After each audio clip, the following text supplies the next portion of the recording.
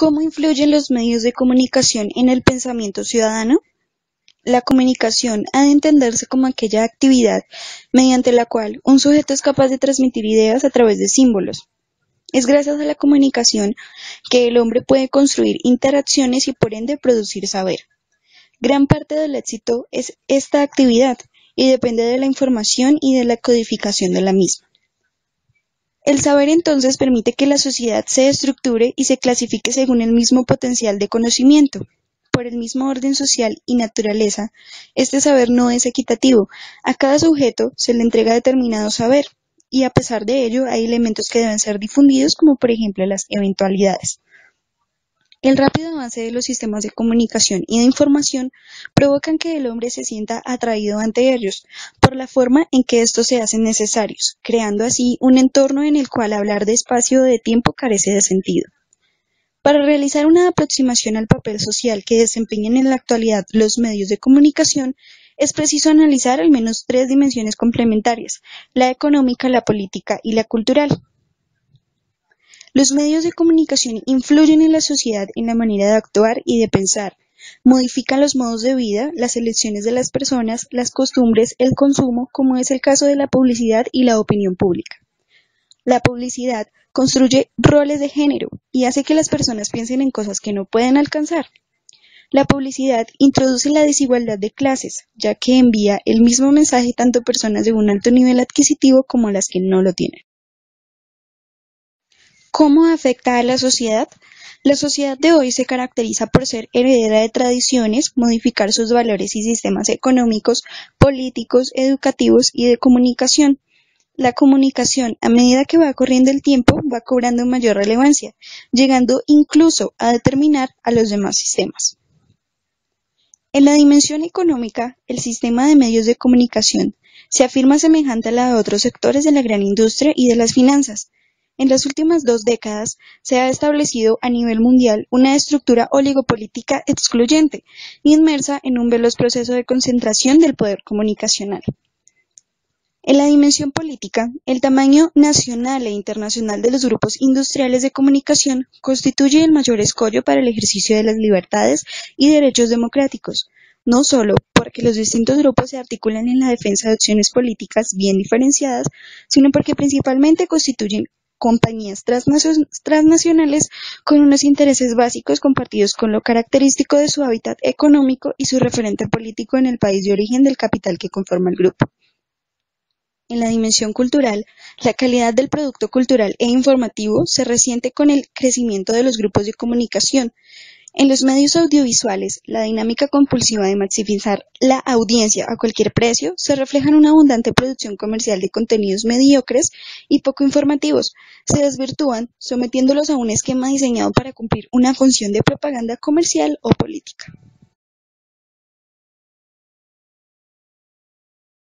La influencia de la televisión en los niños. El niño es un usuario precoz y que ve más horas de televisión conforme aumenta su edad. El niño usa la televisión según la edad, el sexo y su capacidad intelectual. Según la clase social, los niños de clase obrera ven más programas de entretenimiento y relacionados con la fantasía. Los niños encienden el televisor para divertirse. La fantasía les produce placer porque se identifican con los personajes y héroes. Los fines didácticos se incluyen en los programas de diferentes tipos y están encubiertos para evitar el rechazo del niño. La comprensión de los mensajes aumenta con la edad. Van aprendiendo a ver la televisión cuanto más la ven. La publicidad puede ser muy nociva para los niños porque los manipula. Las imágenes y la forma de presentar los productos les hace desearlos, pero ellos no saben que lo que pasa es que están intentando vender, y los niños exigen a sus padres que los compren. El poder de los medios de comunicación. La fuente de información es el poder que se apropia de los medios de comunicación. La uniformidad de los contenidos de los medios de comunicación no es casual, sino que está propiciada por esa homogeneidad en el poder de los mismos. Esto ocurre tanto con los medios de comunicación públicos al servicio del gobierno, como con los privados que de un modo u otro sobreviven gracias al dinero que reciben de las administraciones, en los que no se sabe exactamente qué intereses se esconden. La mente humana es capaz de asimilar un número limitado de informaciones. La avalancha de informaciones, al saturar la mente, es un gran método de manipulación que acaba eliminando cualquier sensibilización ética. Todo lo que se hagan con los medios será bueno. Los medios siempre han colaborado eficazmente con el poder político. La sumisión al poder es una característica principal de aquellos medios financiados con cargo a los presupuestos generales del Estado o de cada comunidad autónoma, es decir, los medios públicos. Planteamiento de la situación. Descripción de la realidad problemática. A través del tiempo se ha percibido el dominio político que han tenido los medios de comunicación y de esta manera cómo estos influyen en la educación. Los medios masivos juegan un papel muy importante porque ofrecen a niños y jóvenes una educación informal que a veces es mucho más llamativa e interesante que la obtenida en la escuela. Los sistemas de comunicación e información han privilegiado a los medios. Esto hace que en realidad las problemáticas comunicacionales respondan fundamentalmente a intereses concretos de sectores de poder político y económico. De esta manera, los medios de comunicación que constan de una influencia política forman uno de los factores fundamentales que pueden ayudar a la educación cívica debido a su capacidad de inculcar a una enorme audiencia los valores y prácticas ciudadanas que requiere todo sistema democrático.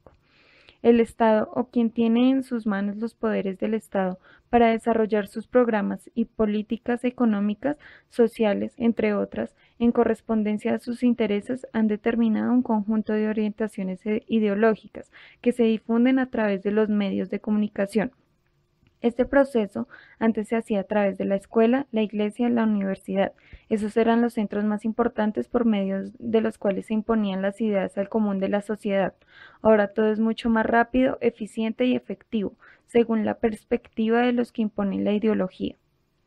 La imposición de ideas a través de los medios de comunicación como lo son radio, video, televisión, prensa, comunicación electrónica, realmente no responden a niveles de objetividad. No tratan de demostrar diversas posiciones y tendencias sobre determinados problemas, sino que denotan una fricción sobre la realidad, y esta fricción sobre la que actúan los políticos y los diversos actores sociales.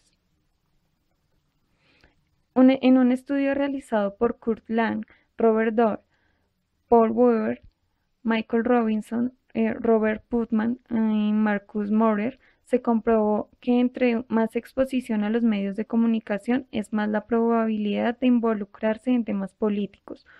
Hoy en día, los medios de comunicación tienen tintes amarillistas que, según la investigación, afecta directamente a la opinión ciudadana en cuanto a procesos políticos.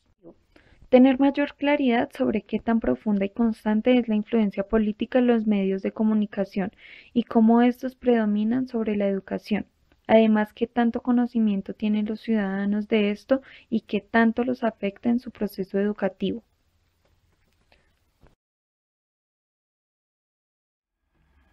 Justificación. Este objetivo busca cumplir con el fin de aclarar la situación que vive la educación en este tiempo, donde priman los poderíos y altos mandos que logran manipular el monopolio educativo, lo cual afecta a la comunidad estudiantil más vulnerable, como lo son las universidades públicas, que se ven más afectadas por la lucha de poderes y decisiones que tienen en cuenta mayormente los intereses personales de quienes toman el bien común de las instituciones educativas superiores, lo que está ocasionando un deterioramiento de la calidad de educación y también que los estudiantes se conviertan en personas revolucionarias y exijan a cabalidad lo que se necesita para reformar esta situación como monopolio educativo.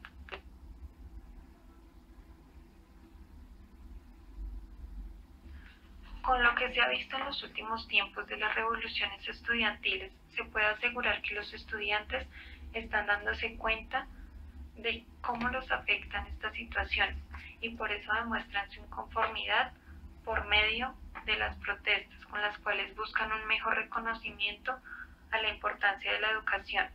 Ya están cansados de que siempre esté a la merced de los políticos y de lo poco que el Estado hace para mejorar su calidad y representar sus condiciones de transformar a los ciudadanos. Los hombres siempre van a luchar por conseguir el lugar que sienten que les corresponde y para ello utilizarán la fuerza y los deseos que tienen de hacer saber al mundo que tienen su espacio y su justicia.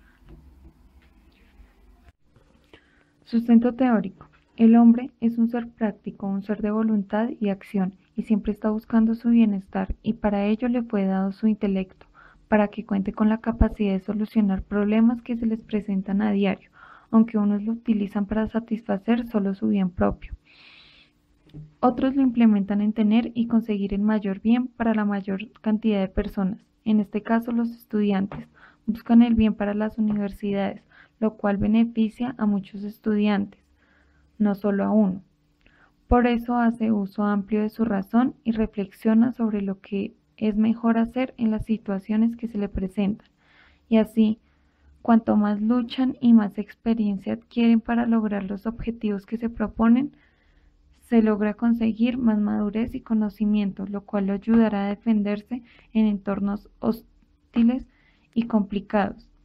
En este caso, los estudiantes se enfrentan con política y manipulación que tienen sobre la educación, lo cual los afecta en gran medida, porque ésta no se da como debería ser, y por ello toman medidas de lucha y resistencia, lo cual los hace valorar más lo que les interesa, y los hace más fuertes y luchadores. Para entender mejor esto, se puede hablar de unos principios que rigen el hombre en su acto. El criticismo examina todas las afirmaciones de la razón humana y no acepta nada despreocupante. Su conducta es reflexiva y crítica. El fundador de este principio es Kant, y dice que si admitimos el criticismo general, significa el reconocimiento a la teoría del conocimiento como una disciplina filosófica, independiente y fundamental. La teoría del conocimiento parte del supuesto de que el conocimiento es posible. Pragmatismo dice que el hombre es un ser práctico y creado para la acción y posee un intelecto al servicio de su voluntad, el cual fue dado para orientarlo en realidad. Su fundador es William James. Subjetivismo dice que no hay una verdad que sea universalmente válida, sino que está limitada al sujeto que conoce y juzga. Menciona el subjetivismo individual, donde un juicio solo es válido para un sujeto individual. También habla del subjetivismo general, donde una verdad puede ser supraindividual, pero no universalmente válida. Sus representantes son los sofistas. Relativismo. Toda verdad es relativa, tiene validez limitada, subraya la dependencia de todo conocimiento humano respecto a factores externos, considera la influencia del medio y del espíritu del tiempo, la pertenencia a un determinado círculo cultural y a los factores determinantes contenidos en él. Dogmatismo es la posición epistemológica para la cual aún no existe el problema del conocimiento, pues no identifica que el conocimiento representa una relación tanto en la percepción como en el pensamiento. En los valores desconoce en cierto modo el sujeto. Los sofistas son los primeros en proponer el problema del conocimiento. Escepticismo es una posición esencialmente negativa. Se fija exclusivamente en el sujeto, en la función del conocimiento y en factores subjetivos del conocimiento humano, posibilidad del conocimiento general y posibilidad del conocimiento determinado. El empirismo. El empirismo es una teoría filosófica que enfatiza el papel de la experiencia, ligada a la percepción sensorial, en la formación de conocimiento. Para el empirismo más extremo, la experiencia es la base de todo conocimiento, no solo en cuanto a su origen, sino también en cuanto a su contenido. Se parte del mundo sensible para formar los conceptos, y estos se encuentran en lo sensible, su justificación y su limitación. En el estado del arte vamos a encontrar la recopilación de los antecedentes de la comunicación y la influencia política que estos han tenido en la educación. Esta década primera del siglo XXI se encuentra en la era de la información, así como cada época ha sido marcada por algún acontecimiento importante. Asimismo, la educación hoy en día está constituida por la dinámica actual de la sociedad. Por esta razón, las TIC, tecnologías de la información y la comunicación, deben ser estudiadas y aplicadas inevitablemente en los modelos pedagógicos de la educación media y superior. Ninguna institución educativa y ningún docente pueden estar al margen de esta coyuntura. Por parte de la educación, debe ir en el camino constante de la evolución. Las tecnologías de la comunicación y la información, como líderes del nuevo desarrollo, marcan el derrotero por el cual la educación debe seguir su sendero. Actualmente las entidades educativas están implementando estas tecnologías en el quehacer académico, dado que no solo apoyan el trabajo en el aula, sino que ayudan en la construcción del conocimiento que hace el estudiante junto a su maestro. Enrique Martínez hace un enfoque de la educación con respecto a la comunicación y define este como educomunicación. Acerca de este nos dice que la educomunicación solo se puede entender en el contexto de cambio cultural, revolucionario y dialógico, que nunca se acaba. Adquiere su pleno sentido en la educación popular, en el que comunicadores, que serían educadores, y receptores, como alumnos, enseñan y aprenden al mismo tiempo, pues son alternativamente emisores y receptores. La relación pedagógica se convierte en una situación de aprendizaje compartido entre los que se comunican entre sí, y que al hacerlo constituyen el hecho educativo, cuyo principal objetivo es el de desarrollar un pensamiento crítico ante la situación del mundo y sus mensajes. De acuerdo con lo anterior, hay que tener en cuenta una importancia mediadora de los medios masivos y de la convergencia de diferentes lenguajes en un mundo globalizado económicamente, en el que hay conceptos, contenidos y estructuras que no pueden ser ajenas a la red, a la interacción, a la interculturalidad, al trasvaje vertiginoso de la información, a estructuras no lineales y a la responsabilidad de los usuarios como productores de información. Esta década primera del siglo XXI se encuentra en la era de la información, así como cada época ha sido marcada por algún acontecimiento importante. Asimismo, la educación hoy en día está constituida por la dinámica actual de la sociedad. Por esta razón, las TIC, tecnologías de la información y la comunicación, deben ser estudiadas y aplicadas inevitablemente en los modelos pedagógicos de la educación media y superior.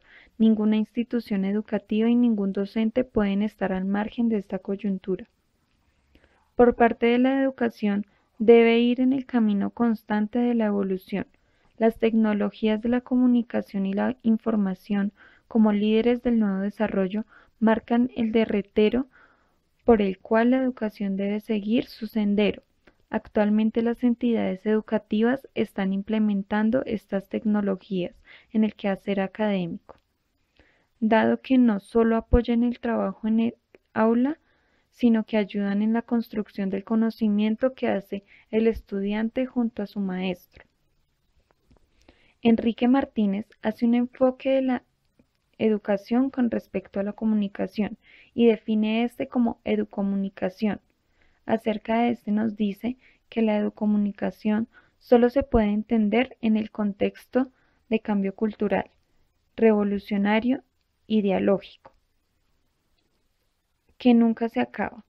Adquiere su pleno sentido en la educación popular, en el que comunicadores, que serían educadores, y receptores, como alumnos, enseñan y aprenden al mismo tiempo, pues son alternativamente emisores y receptores.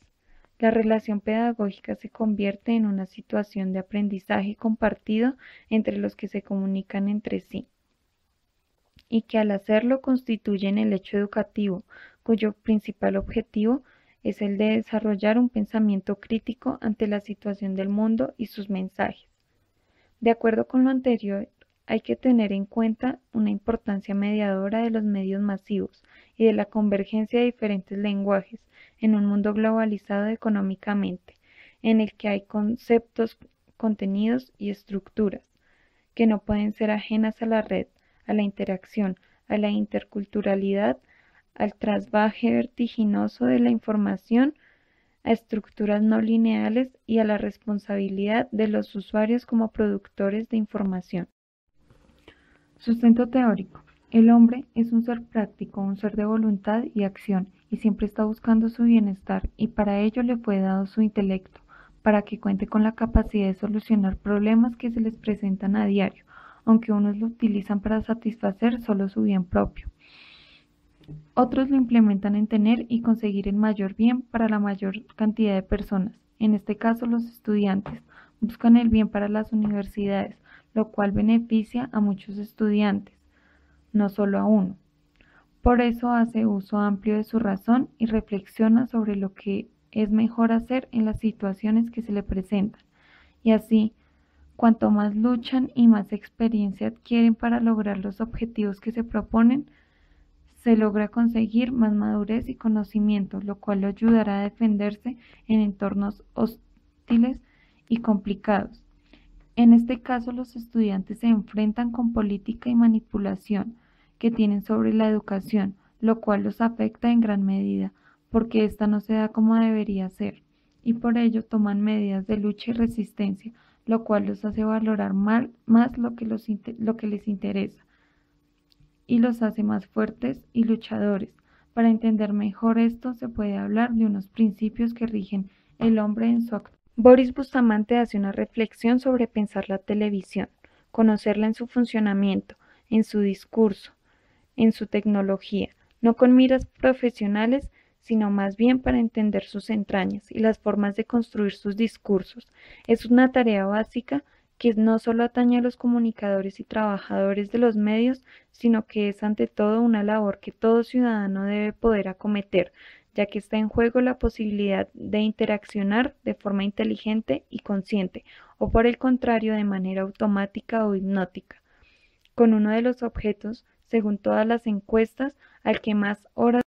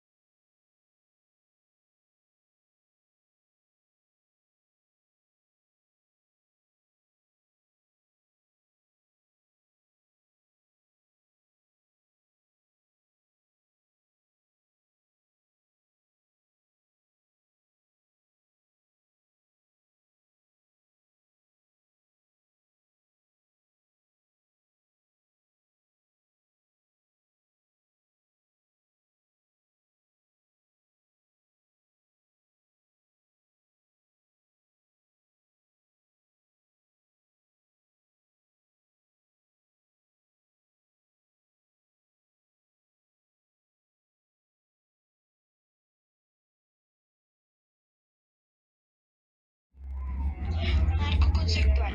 Medios de comunicación masivos. Son aquellos medios tecnológicos que sirven para enviar mensajes que van dirigidos a una gran cantidad de público y que pueden atravesar grandes distancias en un mínimo de tiempo. Con este tipo de medios, el receptor pierde su carácter de receptor individual, pasando a llamarse receptor colectivo. TICs. Las TICs pueden ser definidas en dos sentidos, como las tecnologías tradicionales de la comunicación, constituidas principalmente por la radio, la televisión y la telefonía convencional, y claro, por las tecnologías modernas de la información, caracterizadas por la digitalización de las tecnologías de registros de contenidos, como la informática, las de comunicaciones, la telemática y la de interfaz. Las TICs, tecnologías de la información y de la comunicación, son aquellas tecnologías que se necesitan para la gestión y transformación de la información, y muy en particular, marco conceptual, medios de comunicación masivos. Son aquellos medios tecnológicos que sirven para enviar mensajes que van dirigidos a una gran cantidad de público y que pueden atravesar grandes distancias en un mínimo de tiempo. Con este tipo de medios, el receptor pierde su carácter de receptor individual, pasando a llamarse receptor colectivo. TICs.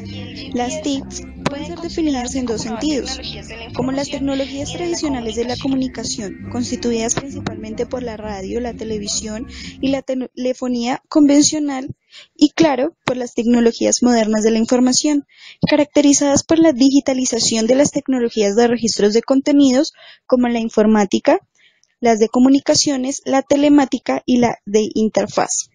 Las TICs, tecnologías de la información y de la comunicación, son aquellas tecnologías que se necesitan para la gestión y transformación de la información, y muy en particular el uso de ordenadores y programas que permiten crear, modificar, almacenar, administrar, proteger y recuperar esa información.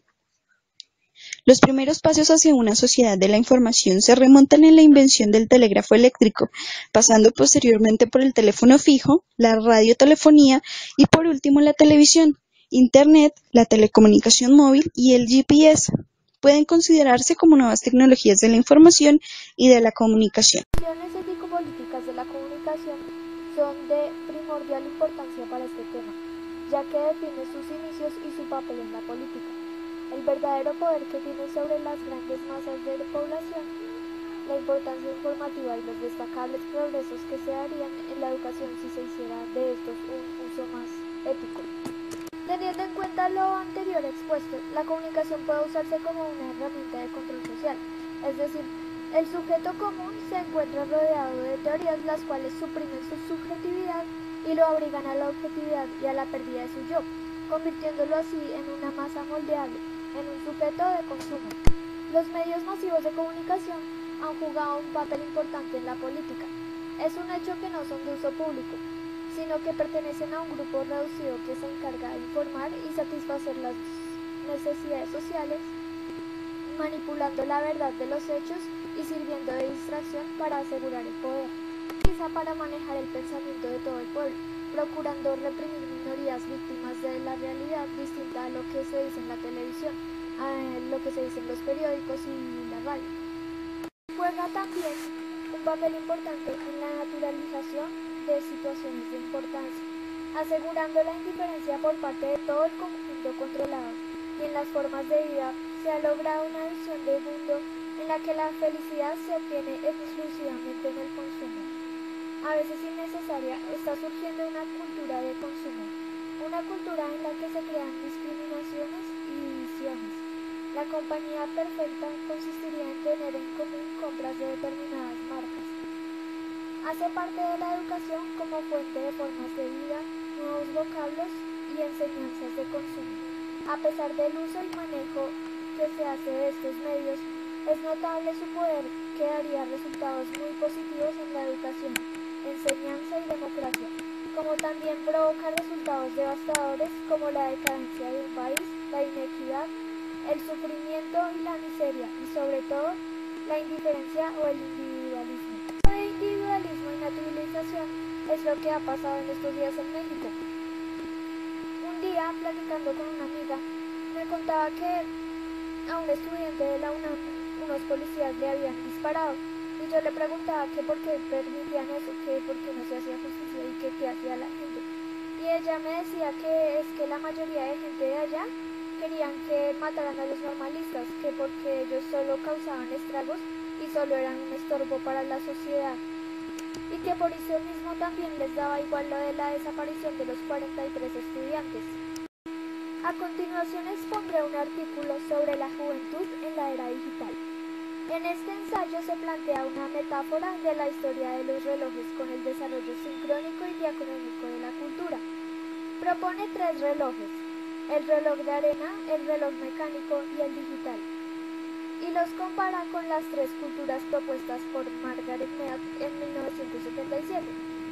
En el reloj de arena sitúa las culturas postfigurativas, en las que las sociedades son primitivas, su cultura es descendiente e inmutable, el cambio social es lento, prima el valor de la veteranía sobre la juventud. En el reloj mecánico, las culturas configurativas, en las que todos aprenden de sus coetanos, el cambio social es acelerado. Y por último, las culturas prefigurativas, en la que los adultos también aprenden de los niños y los jóvenes asumen una nueva autoridad prefigurativa en el futuro aún desconocido.